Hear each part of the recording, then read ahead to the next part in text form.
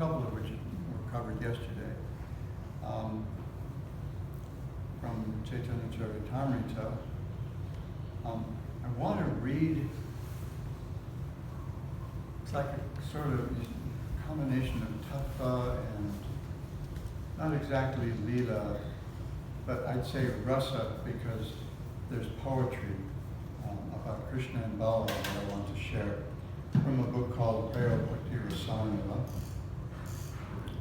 by Nayanananda Thakur. Nayanananda Thakur was, oh shucks,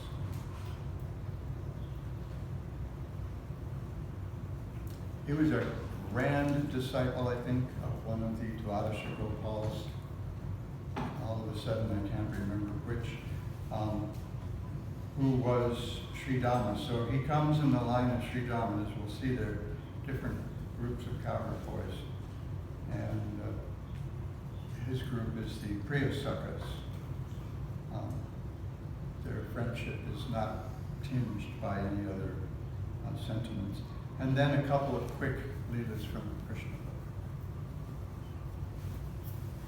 Om Jnana Timirandhasya Jnananjana Shalakaya Chakshurun Militam Yena Tasmai Shri Gurave Namaha Mukam Karoti Vachalam Pangum Langhayate Girinja Kripatam Vande Shri Gurun Dinataram Shri Chaitanya Mano Bhishtam Stapitam Yena Bhutale Svayam Rupa Kadamahyam Dadati Svapadantikam Vancha Kalpatarubhyascha Kripa Sindhobhyevacha Patitanam Pavanebhyo Vaishnavebhyo Namo Namaha.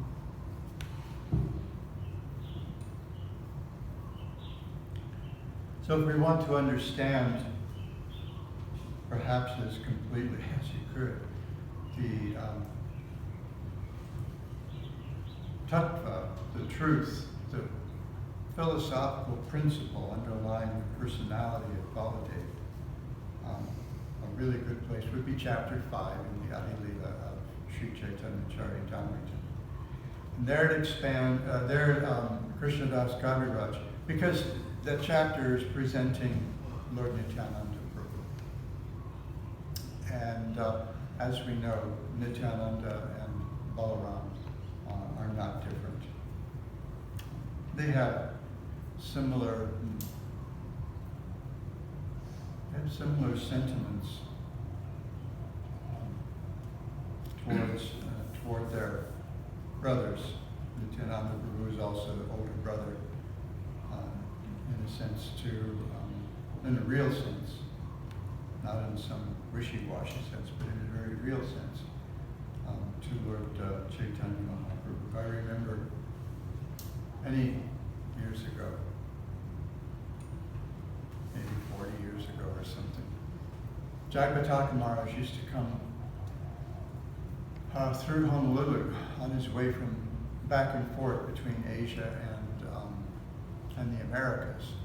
So, mainly go, I guess, to Atlanta and New Orleans, and then to South America along the West Coast, where he has disciples. And not many folks around from those days. Maybe Dio remembers. I don't know if he's back there. But Jagpataka Maharaj would tell these wonderful Gaur Lila stories. So, you remember Jagpataka Maharaj's storytelling? Just yes or no? It was sweet. Okay, confirmed. So, one evening he was telling the story of when Nityananda Prabhu and Chaitanya Mahaprabhu first met. In front of the house of Nandanacharya, isn't it? Just down the road from Mayapur Chandrodaya Mandir. It used to be kind of like by itself, set back just a little bit from the road. Such a sweet temple. And the Gaur-Nitai deities there would just kind of melt your heart. Sweet. And Jagpataka Maharaj, in his inimitable way, and I'm not going to try, I'll just sort of allude to it. When they saw each other on the road, they would thunder, "Nitai!" back and forth. And he was just like, Jacques Maharaj, big man with a very big voice and a mic. So he would just like thunder it in, and the whole temple room would shake when he would tell the story. So we know that, especially from chapter 5 of Adi Leela, that Nityananda Prabhu and Baladev are not different. And there Baladev is described as Krishna's Dvitiya Deha, his other self, but it's even more specific than that, his second body. This is Krishna again. And they're identical in so many ways. Just a little bit, their form, their color, their mood is a little different. And Baladev's, as Narayani has pointed out, Baladev has three kinds of relationships with Krishna. One is Guru. It's a kind of a parental thing. He's the big brother. Who knew? Who knew that the Absolute Truth has not only a brother, but a big brother? Oh, I don't know, that's kind of cool. You'd think that everybody would be his little brother, but he gets a big brother. Narayani shared that with us yesterday too. Very charming to hear how Lakshman was like completely burned out on being, always being the second brother.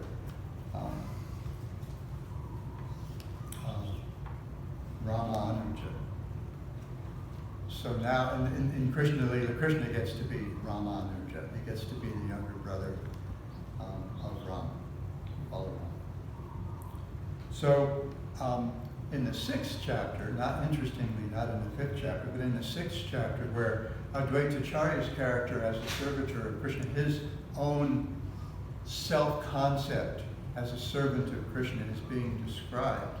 Krishnadas Kaviraj Goswami says, Bhakta Abhiman Mula Shri Balaram. He says, the root of the self-concept as servitor of Krishna, as a bhakta of Krishna, the root of that self-conception is Balaram. So Balaram sees himself as a servant. And as we heard, he manifests himself in so many ways to give service to Krishna. He becomes the Dham, he becomes his abode, he becomes his flute, and so many things, his ornaments. All these things are manifestations of Baladev. I remember back, must have been 500,000 years ago when I was a brahmachari. Our temple president was so insistent on that he made us feel self-conscious about leaning against the wall in the temple room. So everything, all Krishna's paraphernalia, this is all Baladev. There's a song, it's a song glorifying Lord Chaitanya.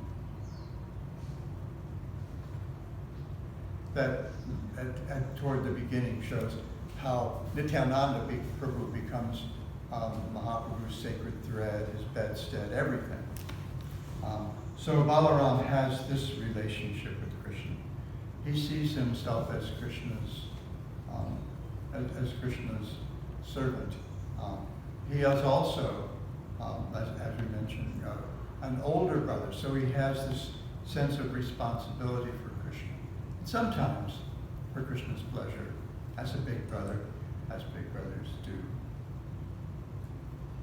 He also tattled on Krishna. I think it was he who informed Krishna Mother Yashoda, that Krishna was eating dirt. And of course, Krishna's response is, Balaram thinks he's all that, he's always picking on me, he's making up all kinds of stories. And so we have this wonderful pastime because of Balaram. And as a friend, he manifests as the head of one of the 4 main groups of Krishna's friends. So I want to go here to Praya Bhakti Rasarna. This was, as I mentioned, this was written by Nayanananda Thakur, who was, I think, a great disciple or great grand disciple of one of the Dvadasha Gopals, whose name escapes me. I should have written it down here on my brain, but I didn't. So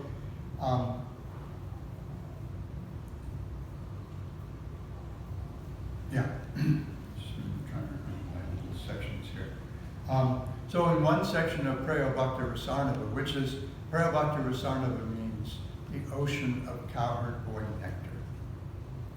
So much of this, part of this, well, actually a lot of this particular book is written particularly for the benefit of those who see themselves as Priya Sakhas, as followers of Sri Dhamma, whose friendship for Krishna is not mixed with others, as we'll see.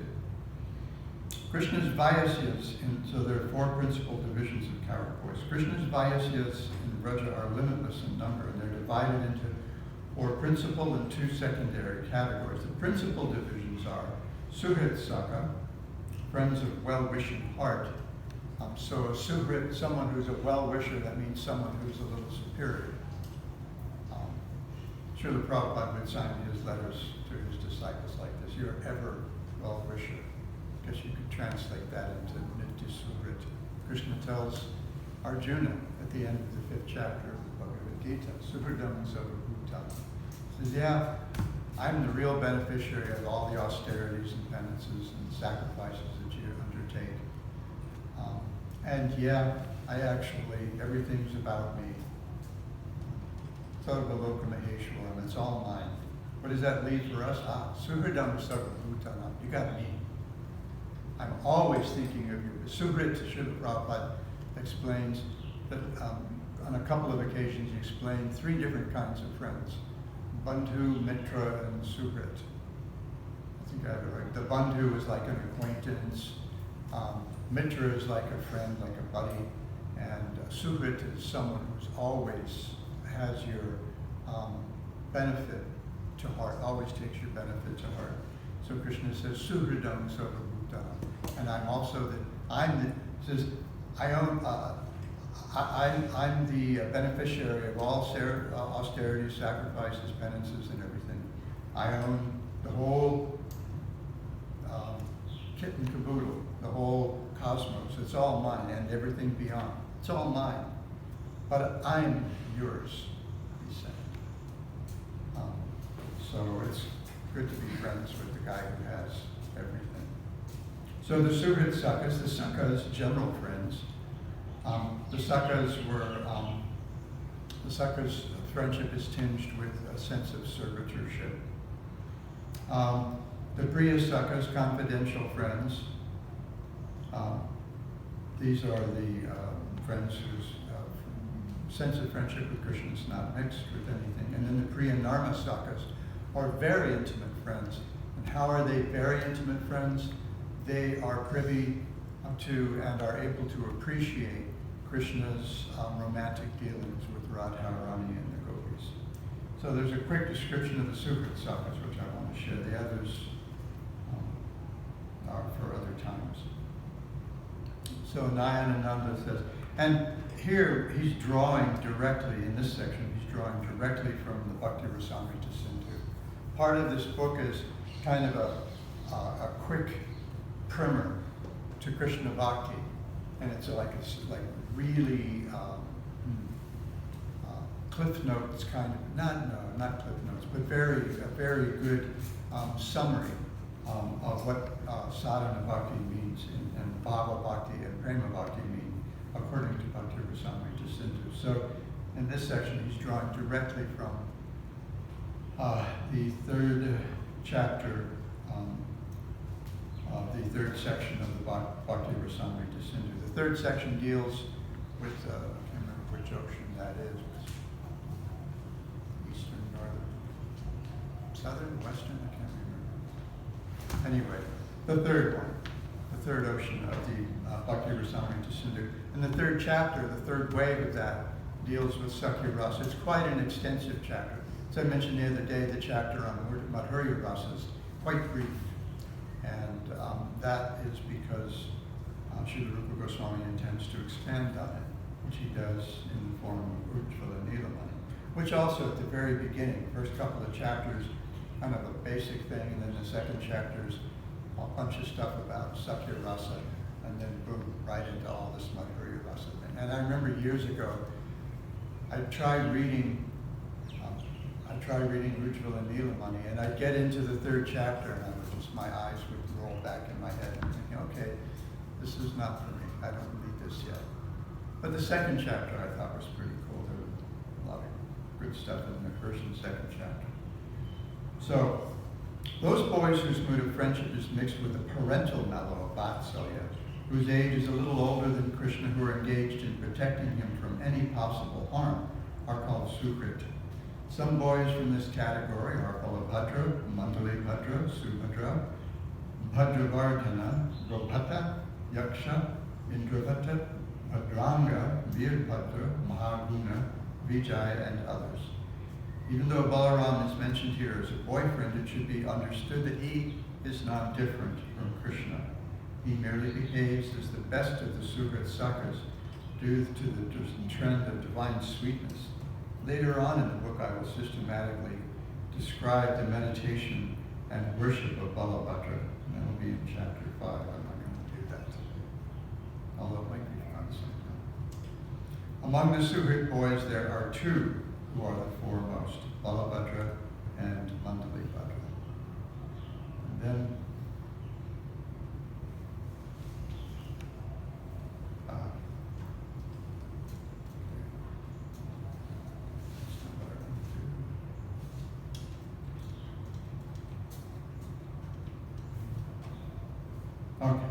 Then later, there's a section called The Glories of Balaram and Krishna, which I like because it has some really sweet prayers describing the two brothers.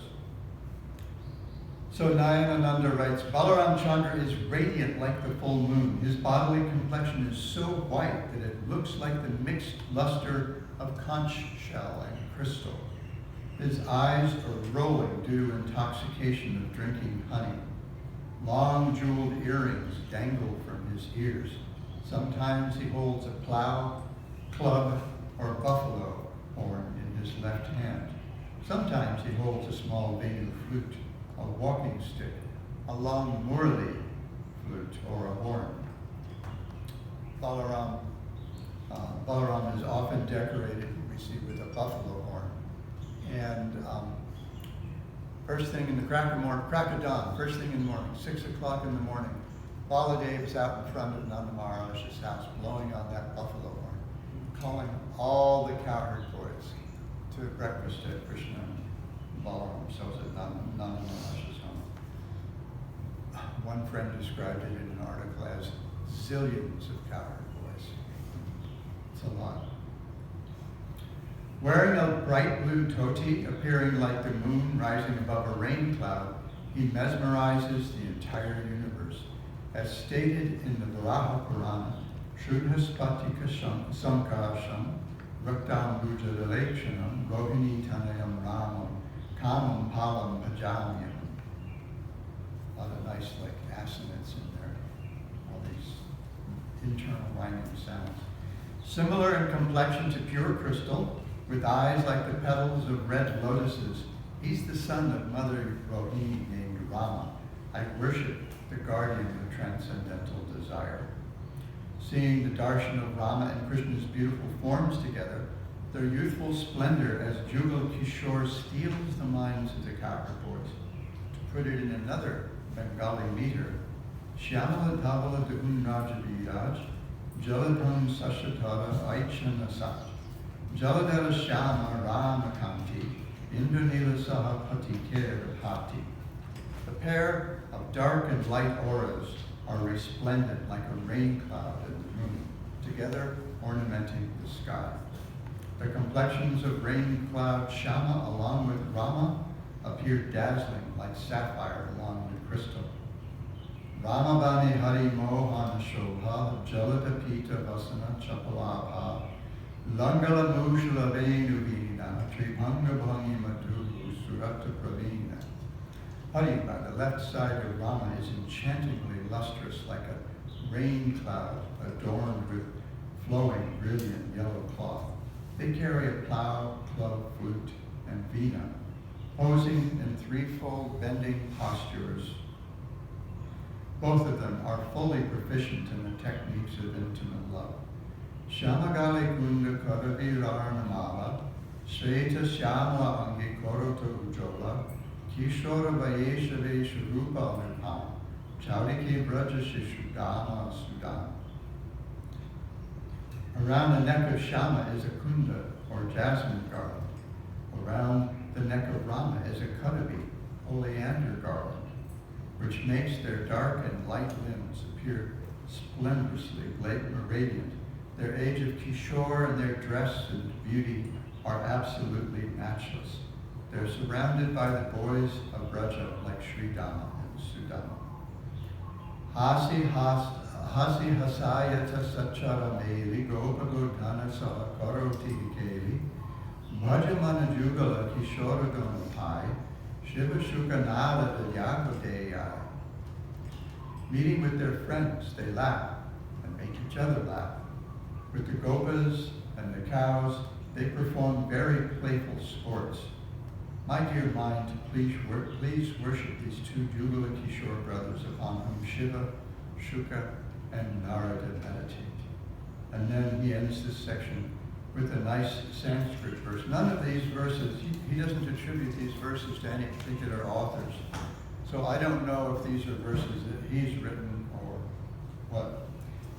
This Sanskrit verse is in a really sweet meter, often referred to as charming, called Malini. Jaladara Sashivarno Gopavesho Kishoro Sahacharaganam Brindai Kridamano Brijesho Natavada Chitavesho Nilapitam Bharadyo Jagata Janana Hetu Ram Krishna Natosmi. So we have two or a pair over and over again because we have all these nouns with the dual ending, ow. So Jaladara Shashi Varna. They're the color of Jaladara and Shashi. So the full rain cloud, water holder, Jaladara, literally means water holder. So it's a dark monsoon cloud, really full of water, just about to cut loose. And if you spend time in the Midwestern United States in the summertime, you see these a lot. Very dark rain clouds, very full. And when that happens, sometimes the sky gets darker than night. And you don't know what's going to happen. Could be just a thunderstorm, a really heavy thunderstorm. Could be a tornado, but you see these clouds like this. Jaladhara Shashivarna. And the other is colored like the moon, like the full moon. Gopavesho Kishora, these two young boys are dressed like cowherd boys. Sahacharagana Rindai Kridamana Brajesha. These two boys engaged in sporting with the assembly of their friends. These two who are the lords of Raja. Akridamana, these two boys playing with all their buddies in Brajesha, and they happen to be the princes of Raja. Natavadajita Vesha. Their dress is so splendid that it eclipses that of what Srila Prabhupada would call dancing actors. You know, when they get on the stage, the dancers, they're dressed quite flamboyantly. You see the costumes for the, what do you call it, Bharatanatyam dancers or some of the other Indian forms of dance. And they're quite elaborate. Natavadajita Vesha. So their dress is so resplendent that it eclipses the beauty of a dancer's costume. Nila Pitam Bharatyo. And they dress in yellow and blue clothes. Krishna wears yellow clothes and Ram wears blue. Jagatajanana Hetu Rama Krishna Natosmi. This is, I bow to this pair, known as Rama and Krishna, who are the source of all the living entities in the universe. And then he has another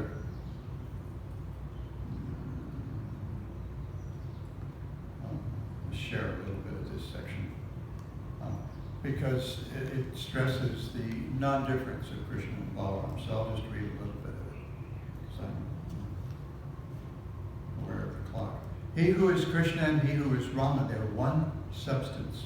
That is the statement of the Agama scriptures, the Puranas, and the Bhagavad. Any person who thinks these two are different will never be delivered from the material world at any time. As stated in the Adi Samhita, Yo Krishna sopi Rama syad, Yo Rama Krishna eva saha, Anayor antaradarshi samsaram nanivartate. He who is Krishna is he who is Rama, and he who is Rama is he who is Krishna. Anyone who sees them as being different will never leave the world of birth and death. From the Padma Purana, Uttarakanda, Yovai Krishna Savai Ramo, Yo Rama Krishna Eva Saha, Yuva Yognantaram Nesti Prasida from Jagannamaya. He who is Krishna is certainly he who is Rama, and he who is Rama is certainly he who is Krishna. These two youths are not different. O pervaders of the universe, may you be pleased with me. And then one more quotation from the Harivamsha, spoken by the sage Vaishampayana. Eka karyantaragata eka deha kridha krata eka charyo mahavir yavaikasya shishutangata. This pair acts for one purpose. Though appearing different, this pair is one body. This pair is split into two. This pair moves and walks as one. This pair is greatly chivalrous. This pair of one substance appears in the bodies of two young boys. And then there's more and more and more. But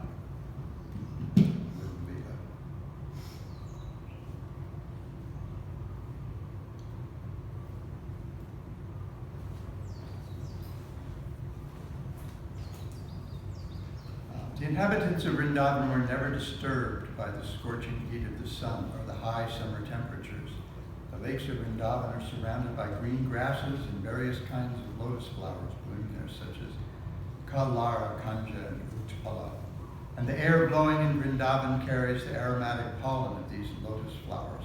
When the particles of water from the waves of the Jamuna, the lakes, and the waterfalls touch the bodies of the inhabitants, well, that's not where I wanted to start, but it's nice. Touched the inhabitants of Vrindavan, they automatically felt a cooling effect. Therefore, they were practically undisturbed by the summer season. Vrindavan is such a nice place. Flowers are always blooming, and there are even various kinds of decorated deer. Birds are chirping, peacocks are crowing, dancing, and the bees are humming. The cuckoos there sing nicely in 5 kinds of tunes. Krishna, the reservoir of pleasure, blowing his flute, accompanied by his elder brother Balaram and the other cowherd boys and the cows, entered the beautiful forest of Vrindavan to enjoy the atmosphere. They walked into the midst of newly grown leaves of trees whose flowers resembled peacock feathers. They were garlanded by those flowers and decorated with saffron chalk. Sometimes they were dancing and singing, and sometimes wrestling with one another. While Krishna danced, some of the cowherd boys sang, and others played on flutes. Some bugled on buffalo horns or clapped their hands, praising Krishna. Dear brother, you're dancing very nicely. Actually, all these boys were demigods descended from higher planets to assist Krishna in his pastimes.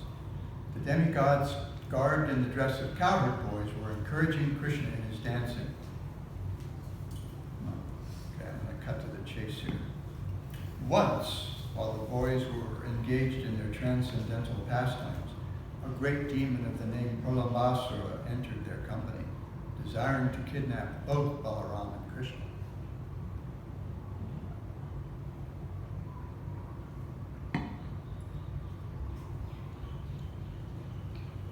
Although Krishna was playing the part of a cowherd boy, as the Supreme Personality of Godhead, he could understand everything, past, present, and future. So when Pralambasura entered their company, Krishna began to think how to kill the demon. But externally, he received him as a friend. Oh, my dear friend, he said, it is very good that you've come to take part in our pastimes. Krishna then called all his friends and ordered them, now we shall play in pairs. We shall challenge one another in pairs. With this proposal, all the boys assembled together. Some of them took the side of Krishna, and some of them took the side of Balaram, and they arranged to play in a duel. The defeated members in duel fighting had to carry the victorious members on their backs, as a horse carries its master. They began playing and at the same time tended the cows as they proceeded through the Balaram forest. The party of Balaram, accompanied by Sri Dama and Vrishabha, came out victorious, and Krishna's party had to carry them on their backs through the Balaram forest. The Supreme Personality of Godhead, Krishna, being defeated, had to carry Sri Dama on his back when Bhadrasena carried Vrishabha. Imitating their play, Pralambasura appeared as a cowherd boy, who appeared there as a cowherd boy, carried Balaram on his back. Pralambasura was the greatest of the demons, and he had calculated that Krishna was the most powerful of the cowherd boys. In order to avoid the company of Krishna, Pralambasura carried Balaram far away. The demon was undoubtedly very strong and powerful, but he was carrying Balaram, who is compared to a mountain. Therefore he began to feel the burden, and thus he assumed his real form. When he appeared in his real feature, he was decorated with a golden helmet and earrings, and looked just like a cloud with lightning carrying the moon. Balaram observed the demon's body expanding up to the limits of the clouds, his eyes dazzling like blazing fire in his mouth, flashing with sharpened teeth. Got to hear about other flashing teeth yesterday. This was an old favorite. I remember we did this as a play once, that pastime with Rukmini and the king of Kalina going, showing his teeth, and finally Balaram just took his club and bashed his teeth out. We all just loved that part of it. At first, Balaram was surprised by the demon's appearance, and he began to wonder, how is it that all of a sudden this carrier is changed in every way? But with a clear mind, he could quickly understand that he was being carried away from his friends by a demon who had intended to kill him. Immediately, he struck the head of the demon with his strong fist, just as the king of the heavenly planets strikes a mountain with his thunderbolt. Shri Shri Planet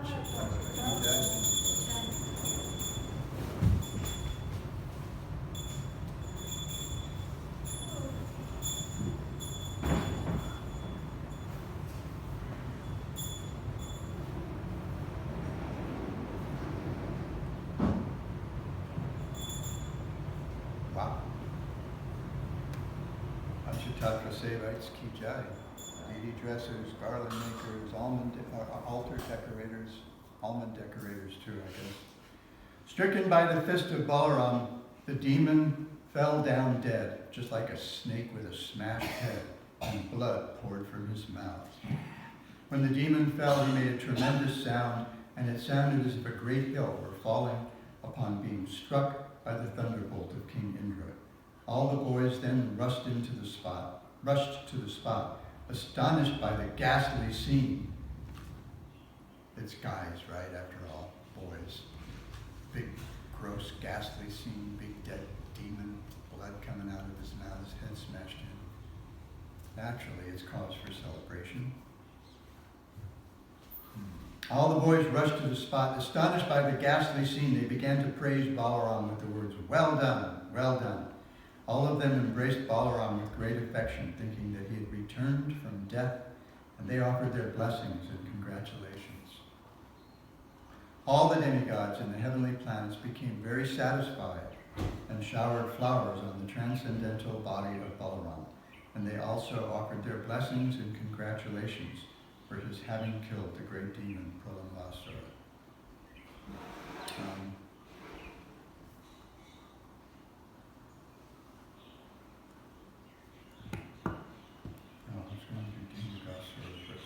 But it's late. I think I'll stop here. And if anybody wants to hear about Devakasura, they can find it in the Krishna book. I have a question. I've heard that the second part of Mahamantra, when we say Hare Rama, that it's also a reference to Balaram. Can be, yeah. There are different ways. There are different ways to conceive of the Mahamantra. I think I have somewhere a collection of several Acharyas' Mahamantra meditations. So sometimes Srila Prabhupada said, you can, when you chant Hare Krishna, Hare Rama, can be Ramachandra. It can also be Balaram. can also be Radha Ramana, Krishna. So there are different ways. There are different ways to see it, and so that thinking, Hare Krishna, Hare Rama, as Krishna and Balaram would certainly not be inappropriate for many devotees.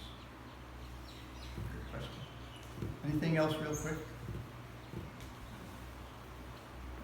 Thank you so much. Grantaraj Srimad. Oh, yeah, Grantaraj Srimad Bhagavatam ki jai. Gaur Bhakta Vrinda ki jai. Shri Baladev Purnima ki jai. Jai.